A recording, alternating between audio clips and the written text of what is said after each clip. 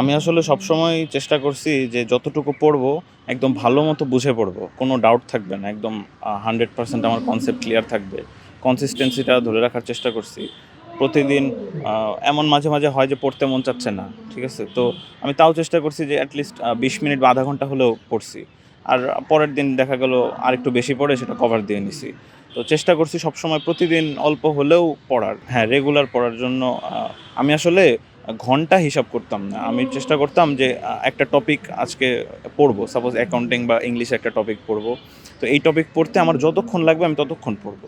যদি আমার 1 ঘন্টা লাগে 1 ঘন্টাই, আবার যদি আমার 3-4 ঘন্টা লাগে তাহলে আমি 3-4 ঘন্টাই পড়বো। না, নিয়ম নাই আমার, যখন মন চায় আমি তখন সকালে পড়লাম, আজকে সন্ধ্যায় পড়লাম না, আবার বিকালে পড়লাম, সন্ধ্যায় পড়লাম, সারাদিন পরের দিন পড়লাম না, এরকম ছিল এটা। অ্যাডমিশনে আমি বলবো যে সুস্থ থাকার চেষ্টা করবা সবার আগে। আর তারপরে তোমার গুরুজন, তোমার শিক্ষকদের অ্যাডভাইসগুলো ফলো করার চেষ্টা করবা। আম, এবং তোমার জীবনের স্ট্র্যাটেজি কী হবে এটা তোমার থেকে ভালো কেউ জানে না। নিজেকে, আমি মনে করি তুমি তোমার কনসেপ্ট ক্লিয়ার রাখার চেষ্টা করবা। এইচএসসি এর যে বেসিক, ওই বেসিকগুলো স্ট্রং রাখার চেষ্টা করবা। এইচএসসি এর পড়া দিয়ে অ্যাডমিশনে মোটামুটি 50-60% কভার হয়ে যায়। তো ওই বেসিকটা তোমার অবশ্যই ক্লিয়ার রাখতে হবে একদম 100%। তারপর অবশ্যই কনসিস্টেন্সিটা ধরে রাখার চেষ্টা করবা প্রতিদিন। তুমি অল্প হলেও কিছু হলেও তোমাকে অবশ্যই পড়তে হবে। অ্যাডমিশন জার্নিটা আসলে একটা কঠিন সময় তোমার জীবনে। এই সময়টায় হেলাফেলা করলে পরবর্তী জীবনে খেসারত দিতে হয়। তো এই সময়টা চেষ্টা করবা সব একটু একটু কষ্ট হলেও প্রতিদিন পড়ার। আসলে এখানে আমার অবশ্যই স্কুল আর কলেজের অবদান আমার সবথেকে বেশি। আমার স্কুল ছিল ফয়জুর রহমান আইডিয়াল ইনস্টিটিউট, আর কলেজ নটরডেম কলেজ।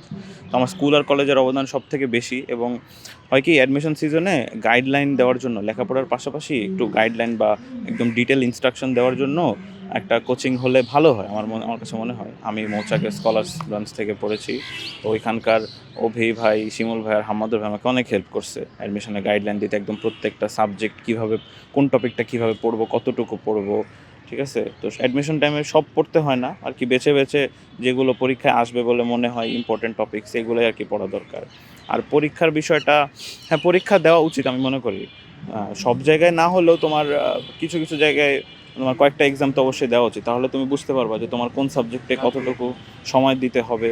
অ্যাডমিশন, তুমি পরীক্ষায় কীভাবে স্ট্র্যাটেজি সেট করবা তোমার মতো করে, এটাই।